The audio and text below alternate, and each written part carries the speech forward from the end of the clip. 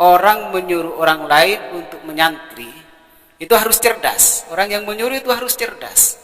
Jadi seperti pemburu nasi besek itu harus cerdas juga. Logika apa tidak?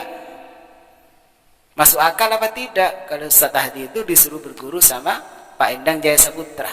Jadi di kaum Aswaja itu kalau wala amma ba'du, di salah satu video saya ada yang komentar menyuruh saya untuk mengaji terhadap Ustadz Endang Jaya Saputra. Jadi dia merekomendasikan guru terhadap saya, yaitu seorang ustadz yang bernama Endang Jaya Saputra. Sebagaimana kita ketahui bahwa Ustadz Endang Jaya Saputra ini tidak bisa mengaji. Jangankan dia memahami ayat Al-Quran yang semuanya berbahasa Arab, jangankan dia untuk memahami hadis yang semuanya hadis Rasulullah itu berbahasa Arab, jangankan dia akan memahami semua kitab-kitab hadis dan syarhul hadis yang semuanya berbahasa Arab, ngajinya saja sudah tidak benar, ngajinya saja sudah tidak pakai tajwid. Apakah orang yang tidak bisa ngaji ini yang Anda rekomendasikan untuk menjadi seorang ustadz? Katanya Innama bu'istu li'u tamima solihil akhlak.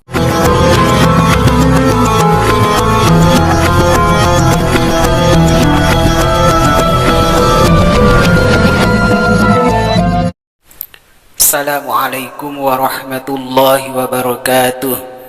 Bismillahirrahmanirrahim. Alhamdulillahi rabbil alamin. Allahumma salli wa sallim ala sayyidina Muhammad wa ala alihi wa sahbihi ajma'in, amma ba'du. Saudara-saudaraku, khususnya kaum Aswaja, semoga selalu mendapatkan curahan rahmat dan nikmat Allah Subhanahu wa ta'ala. Pada kesempatan kali ini saya akan menanggapi bahwa Ustadz Ahdi disuruh berguru kepada Bapak Endang Jaya Saputra. Ada yang namanya pemburu besek, nasi besek mungkin itu ya. Nah, di kolom komentar Ustadz Ahdi itu menyuruh Ustadz Ahdi untuk belajar agama kepada Bapak Endang Jaya Saputra. Sebenarnya juga saya setuju kalau Ustadz Hadi itu disuruh berguru kepada Bapak Endang Jaya Saputra.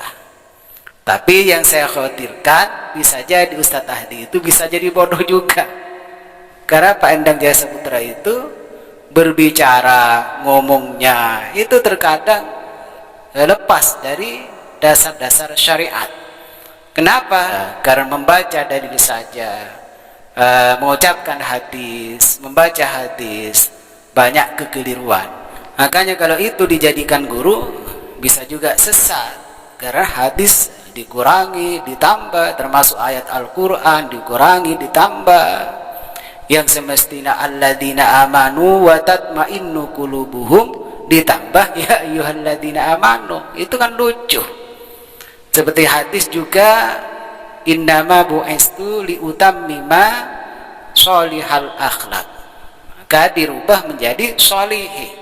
Rasulullah tidak pernah membaca sholihi, Rasulullah pasti membaca sholihah. Itu kan sebenarnya bid'ah. Ini yang namanya bid'ah yang sesat, merubah-merubah kayak gitu. Tidak boleh merubah harkat hadis, apalagi harkat ayat, mengurangi, menambah, itu tidak boleh. Maka di dalam manhaj Aswaja, tata cara berguru itu ada caranya, ada adabnya. Yang pertama, orang menyuruh orang lain untuk menyantri itu harus cerdas. Orang yang menyuruh itu harus cerdas. Jadi seperti pemburu nasi besek itu harus cerdas juga. Logika apa tidak? Masuk akal apa tidak? Kalau Ustadz Hadi itu disuruh berguru sama Pak Endang Jaya Saputra.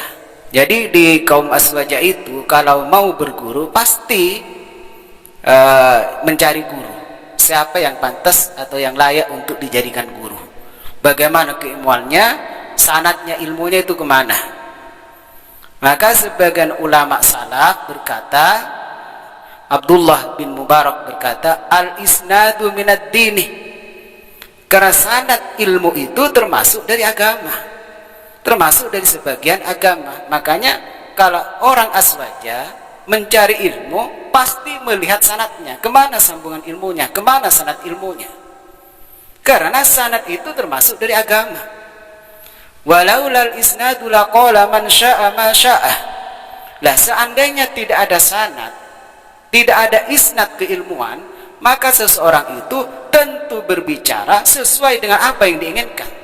Ya seperti Pak Endang itu berbicara sesuai dengan kemauannya sendiri, walaupun tanpa melihat ayat, tanpa berdasarkan hadis, ngomong dengan sendirinya. Kalau Ustadz Asdi berguru sama Pak Endang itu bisa juga seperti itu. Yang asalnya alim, pinter, cerdas, bisa jadi bodoh lah gitu. Nah, itu saya juga mendukung kalau Ustadz Asdi disuruh mengaji atau belajar sama Pak Endang, tapi nyampe ke sana yang jadi santrinya Pak Endang, Ustadz Ahdi yang mengajar, biar tidak jadi sesat. Itu diantara kaum aswaja kalau ingin mencari ilmu pasti melihat sanad keilmuan. Sanad keilmuan itu perlu, nyambungnya kemana, gurunya kemana, terus sampai kepada Nabi Muhammad SAW. Ini dijelaskan di dalam kitab Muqaddimah Sahih Muslim, Sahih Fasbilah. Terus juga Muhammad bin Sirin juga berkata, inna hadzal ilma dinun, maka sesungguhnya ilmu adalah agama. Artinya orang yang berilmu akan kuat agamanya, keyakinannya semakin mantap, karena dengan ilmu dia akan tahu tata cara beribadah, dengan ilmu dia akan tahu tata cara bertauhid kepada Allah, akidahnya semakin kuat, membaca ayat benar, hati-hati membaca hadis juga begitu. Tidak sembarangan, tidak disepelekan. Karena menyepelekan ayat berarti sembarangan di dalam membaca ayat, apalagi menambah dan mengurangi seperti Bapak Endang. Naudzubillah min dzalik. Maka ilmu itu ambil dari orang yang mengerti ilmu agama. Mungkin pemburu bahasa itu santrinya Bapak Endang Jaya Saputra yang sehingganya juga membela mati-matian, tidak rela kalau Pak Endang itu disalahkan. Jangan taklid buta, saudaraku, jangan taklid buta. Kalau memang salah ya salah, jangan karena figur atau orang yang kita cintai kemudian memang benar salah disalahkan, tidak terima. Sebenarnya harus legowo dan bersyukur ketika ada orang yang mengingatkan. Bagaimana kata Muhammad ibnu Sirin, fanzuru amman ta'khudunakum, maka lihatlah dari siapa kalian mengambil ilmu. Jadi sanad keilmuannya kemana, jalur keilmuannya kemana? Apa bersambung dengan ulama-ulama salaf, terus kepada para sahabat, terus kepada Rasulullah.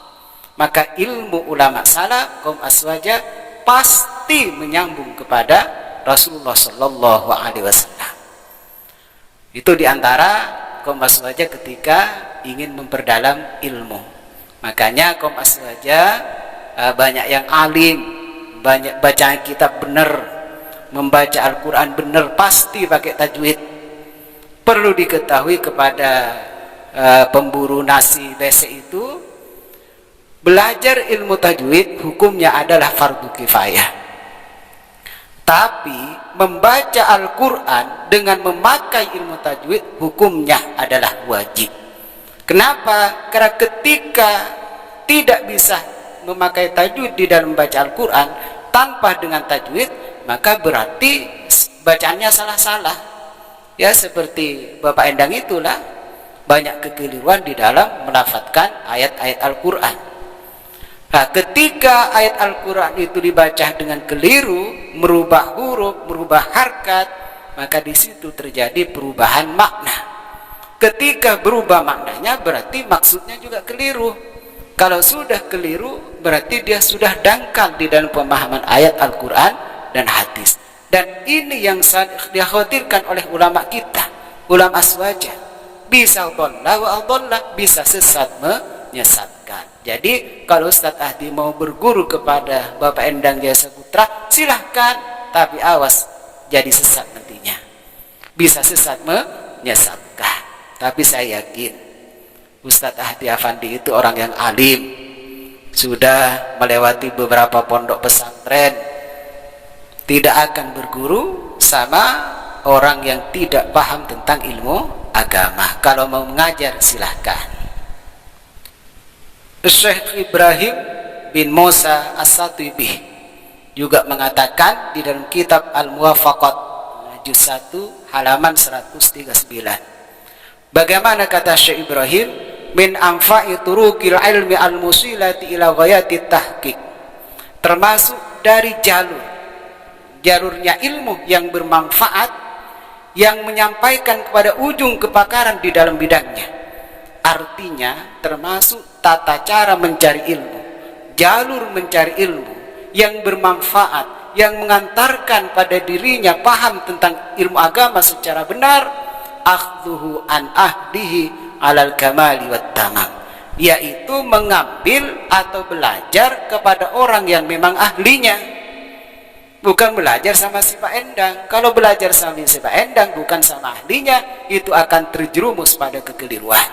Sudah banyak kok, sudah tampak kekeliruannya, sudah kita tahu semua. Coba lihat video-videonya. Ya cuma ya paling yel atau menghina, menghujat, itulah taunya. Tapi kalau kaum aswaja, santri-santri aswaja, youtuber aswaja, di situ pasti belajar ilmu kepada orang yang ahlinya, kepada para ulama, kepada para kiai, kepada para habaib, sampai nyambung kepada Rasulullah. Bahkan mencari ilmu secara sempurna dan secara menyeluruh, ilmu berupaya untuk dikuasai. Imam Malik juga berkata, kata Imam Malik, la yukhadul ilmu an arba'atin. Jangan mengambil ilmu dari 4 golongan, artinya dari 4 orang. Yang pertama adalah safihun, orang yang bodoh.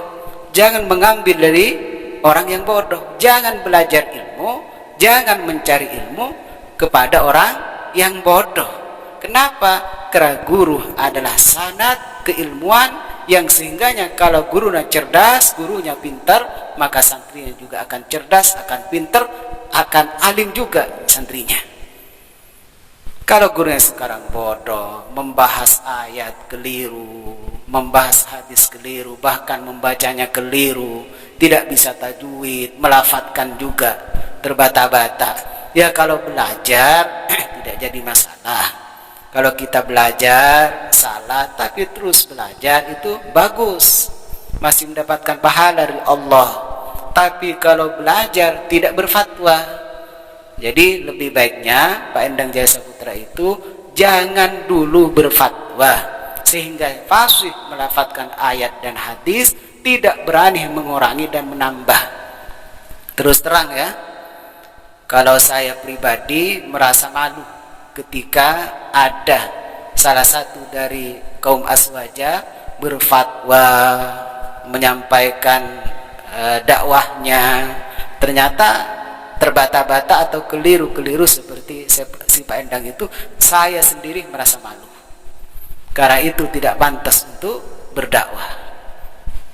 Itu diantaranya, jangan belajar kepada orang yang bodoh. Diantaranya juga kata Imam Malik itu, jangan belajar kepada seseorang ma'rufun bil kidbi, yang dikenal dengan kebohongannya.